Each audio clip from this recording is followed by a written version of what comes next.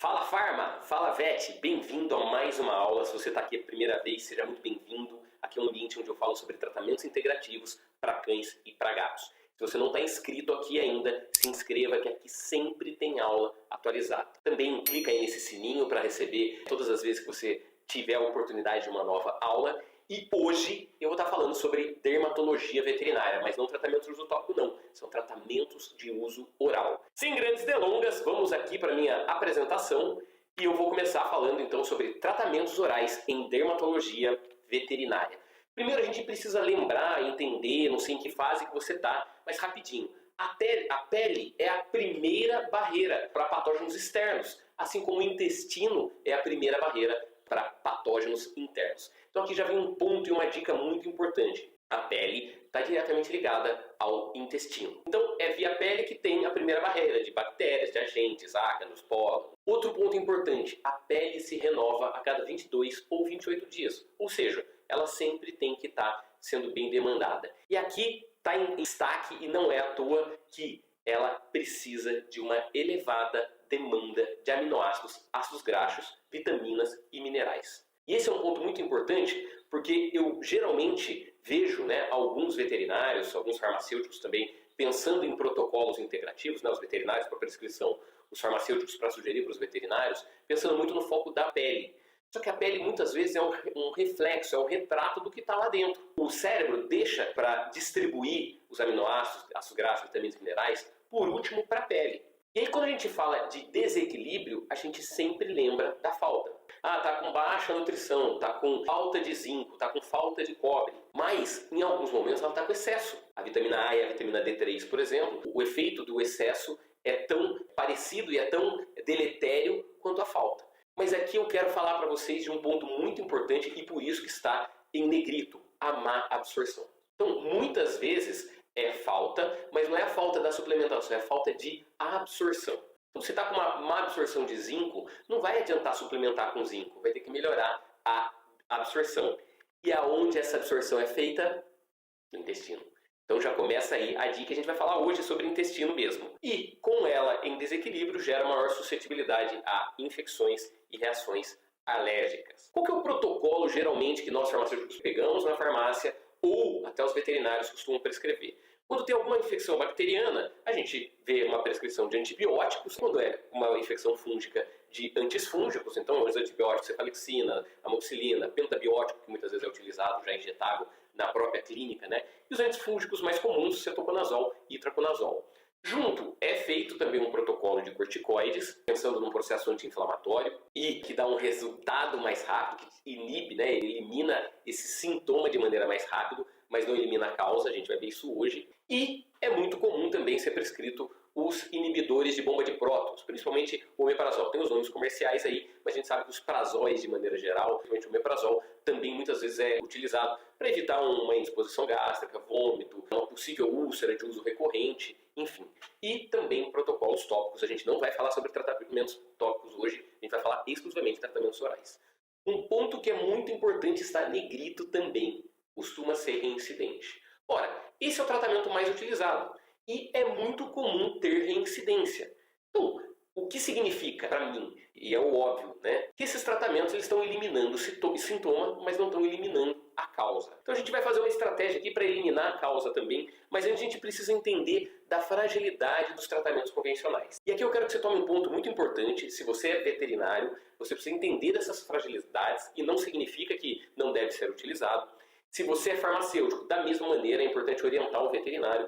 E se de repente você é um tutor, alguém interessado, é importante consultar o médico veterinário, porque é ele que vai te dar o diagnóstico, Os efeitos colaterais se dão por causa de uma automedicação. Então, aqui é um ponto muito importante. Veterinários, é importante entender a fragilidade. Farmacêuticos também para divulgar para os veterinários. E tutor, proprietário, um apaixonado por cães e por gatos, não dê medicamento sem uma prescrição veterinária. Mesmo aquele que você já está acostumado a dar, aquele que é sempre prescrito, é sempre ter um acompanhamento e você vai entender aqui por quê. Vamos lá então, pensando nas infecções microbianas. A reincidência, ela diretamente está ligada à microbiota. E o que isso significa? Significa que, geralmente, o desequilíbrio, a pele responde graças a uma microbiota desequilibrada. que é importante e curioso para quem não sabe. Uma flora intestinal saudável, ela tem que ter por volta de 20% de bactérias patógenas. É isso mesmo. Precisa ter bactérias que em grande quantidade vão fazer mal para esse paciente. E 80% delas, mais ou menos, obviamente, tem que ser saudáveis. Por quê? Porque são essas patógenas que vão treinar o intestino para caso tenha um aumento. Então elas são utilizadas como comensais. Elas vivem lá em harmonia e elas também não agridem o hospedeiro. Geralmente, quando começa a ter uma maior proporção de patógenas, obviamente vai ter uma diminuição de saudáveis, existe uma rebelião nessa flora e aí gera a infecção bacteriana. Então as patógenas começam a se replicar e as saudáveis não conseguem manter o controle e aí existe essa rebelião. E aí, via de regra também, quando a gente começa a fazer muito uso de antibióticos ou de outros medicamentos que diminuem a variedade das bactérias patógenas e saudáveis, o fungo, ele é um micro-organismo oportunista, e é aí que ele aparece também. Então, a infecção fúngica geralmente se dá numa baixa variedade de bactérias patógenas e saudáveis, então a gente tem poucas cepas de bactérias saudáveis principalmente, e um aumento da permeabilidade intestinal. Então, isso é um ponto importante para você saber. Pensando em infecções bacterianas, geralmente, quando tem uma infecção bacteriana, é dado um antibiótico. E o que é importante você saber, está grifado aqui também, não existe antibiótico seletivo. Independente se ele é o mais moderno, se ele é o mais antigo, se ele consegue eliminar mais variedades de cepas bacterianas ou menos variedades de cepas bacterianas, não existe antibiótico seletivo. Uma vez que o paciente tomou antibiótico, a flora dele vai estar desequilibrada. Uma vez que esse paciente tomou antibiótico, as bactérias saudáveis, os lactobacilos, também vão estar sendo eliminados. E em uma semana de uso já existe uma redução da diversidade da microbiota. E um mês depois do uso, se não tiver um protocolo extra, quer seja uma alimentação diferenciada, quer seja uma suplementação com lactobacilos, essa reestruturação está parcial. Agora pensa comigo aquele paciente seu que está uma vez por mês, uma vez a cada 45 dias fazendo uso de antibiótico. Essa flora está cada vez menos variada. E é por isso que geralmente as infecções são reincidentes. O antibiótico, o antifúngico, eles eliminam o micro-organismo patógeno, mas eles não tratam os hospedeiros. Eles eliminam os sintomas, eles eliminam o que está gerando aquela agressão. Mas é importante a gente entender como que esse paciente ele pode sair dessa reincidência. E aqui eu trago 3 protocolos principais. MANPs, lactobacilos e prebióticos, eles tratam o hospedeiro. Então aqui já fica uma dica de ouro. Sempre que precisar fazer o uso de antibiótico, é importante você ter um tratamento coadjuvante. Quer seja com alimentação, o que acaba sendo algumas vezes mais difícil, quer seja com uma suplementação, com prebióticos, com probióticos, com os MANPs que são paraprobióticos e com outros tratamentos também que a gente vai falar aqui. O grande diferencial para você evitar essa reinfecção é a alimentação saudável e atividade física, estilo de vida. E os grandes vilões é uma alimentação humanizada, com muito açúcar, farinha branca e medicamentos sendo usados recorrentes ou sem uma prescrição. Uma consequência geralmente é o prurido. Aqui eu trouxe o que significa prurido. É uma sensação desagradável que causa desejo de coçar, lamber, morder a própria pele. É o sinal clínico mais comum para a maioria das doenças dermatológicas caníneas. Então, o prurido é um sinal clínico de que algo está errado. E o que geralmente acontece com isso? É uma hipersensibilidade alimentar, que é muito comum, tá ligado à atopia secundária, hipersensibilidade de maneira geral, uma dermatite alérgica à picada de ectoparasitas ou até mesmo de contato, então algum desinfetante, algum produto de limpeza que acaba gerando nesse paciente, uma atopia primária que tem uma predisposição genética, um problema de nascença, que está diretamente ligada à imunidade, e a dermatite funcional, que é o que eu quero que você tenha uma atenção especial aqui. Geralmente, qual que é o tratamento convencional para o prurido? Troca de alimento, uma ração específica, se for uma alergia alimentar, um tratamento antipulga, um remanejo, se for uma alergia de contato. Então começa a fazer a experiência de tirar alguns produtos de limpeza, faz uma correlação do que está acontecendo, por que acontece isso. O uso geralmente de corticoides, também como ação anti-inflamatória. Aí muitas vezes é utilizado o antihistamínico, os mais antigos usavam o kit calmante, o Apoquel, que é o Placitinib, geralmente muito utilizado, citopoide, tem outros tratamentos também mais modernos, mas o fato é que eles tiram o paciente do sintoma do prurido, mas não eliminam a causa.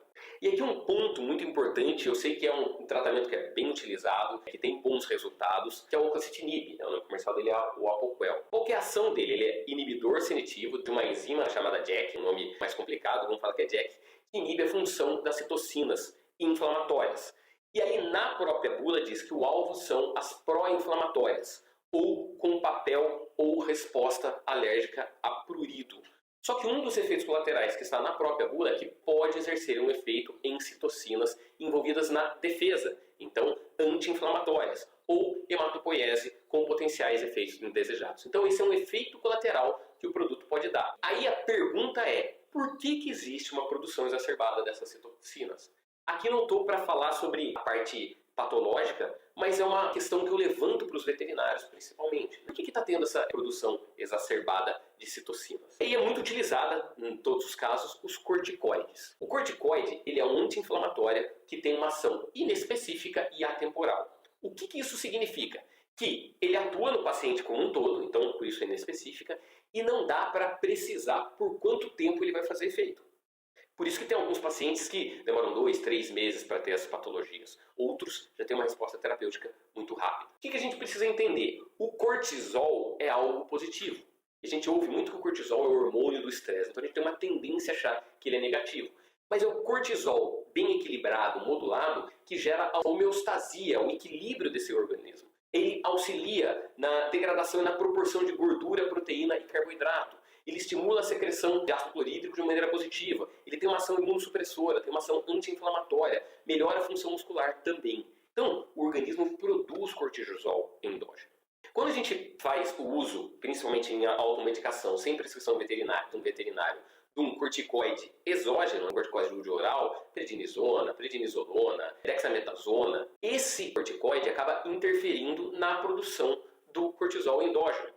Com isso, atrofia as glândulas suprarrenais, a adrenal, e muitas vezes o uso contínuo em altas doses, sem um processo de desmame, sem um acompanhamento do médico veterinário, pode ser irreversível. Ele é muito utilizado como anti-inflamatório, imunossupressor, antialérgico, antiprurinoso, em casos de pacientes que têm insuficiência da adrenal, em dermatites de maneira geral, protocolos antineoplásicos também. E aí, ele tem um efeito paliativo, então ele tira o paciente do sintoma muito rápido.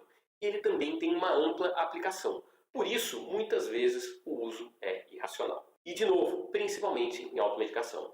Se você, por exemplo, já foi em 1 ou 2 ou 3 veterinários, você que é tutor proprietário, e esse veterinário sempre prescreveu um corticoide para você, às vezes você acredita que você não precisa ir de novo para ter essa prescrição. Até porque você vai na drogaria e consegue comprar. E é aí que mora o problema. É sempre importante que esse veterinário esteja acompanhando, sabendo a dose certa, de repente utilizando um outro protocolo. Esse é um ponto muito importante para você pensar. E quais são os efeitos colaterais a médio, longo prazo, às vezes até curto também, dependendo da dose? Os corticoides eles podem gerar uma predisposição à diabetes e à infecção.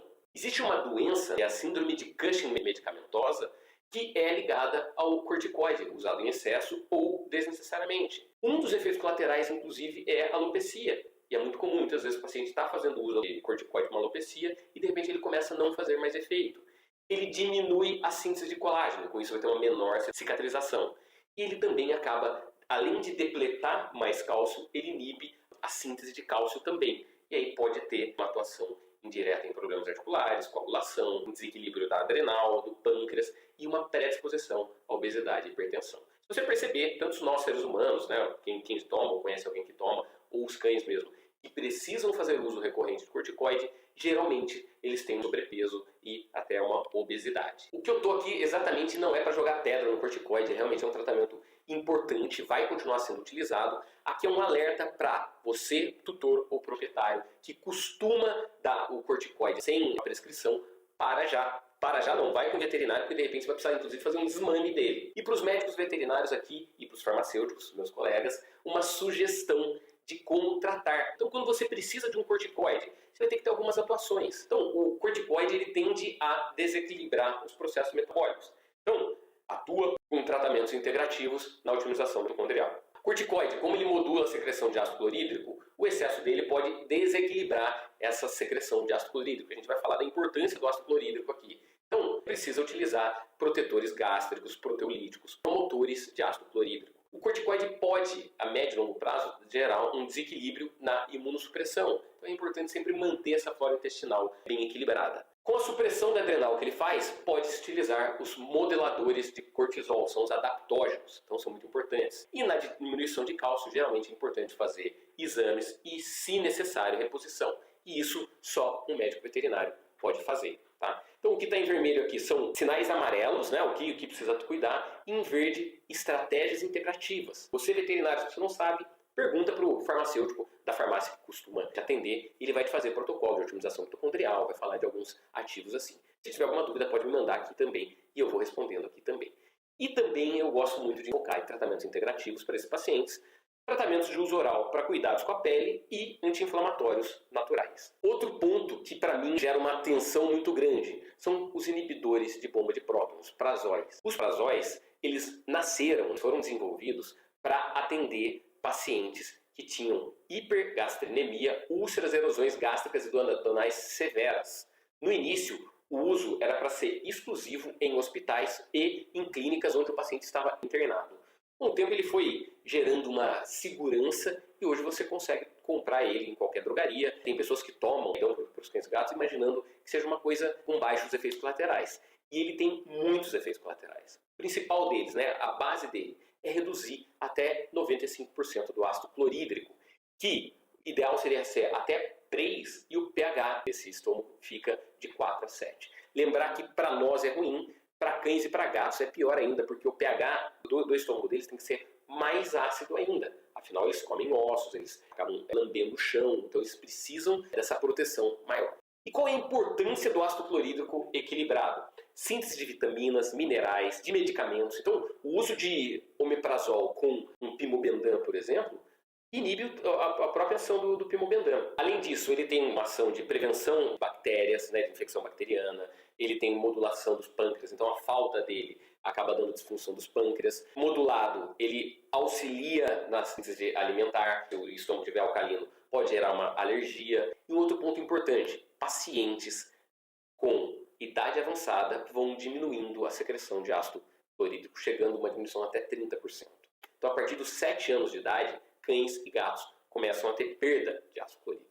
Como que a gente tem que trabalhar quando a gente precisa utilizar o prazol? Precisa reorganizar todo o trato gastrointestinal. Então, a gente precisa trabalhar com protetores gastrointestinais, repor esse ácido clorídrico muitas vezes, utilizar os aminoácidos que estão ligados à permeabilidade intestinal, repovoar essa flora com pré, pró, para e prosbióticos, trabalhar com anti-inflamatórios intestinais naturais e se conscientizar como prescritor veterinário, o farmacêutico, conscientizar os veterinários a atenção na prescrição e demonstrar para o tutor, para o proprietário, como não pode ser dado em hipótese alguma sem a prescrição. Muitas vezes o uso por 10 ou mais dias tem efeitos colaterais irreversíveis. Agora a gente vai falar então sobre pele. Falei do problema, né, de onde você tem que ter um cuidado, uma atenção e qual a ação. Pensando em pele do uso oral, a gente precisa pensar em dermatose funcional, tratar o intestino e a permeabilidade intestinal e diminuir processos inflamatórios. O que é importante a gente entender da dermatose funcional?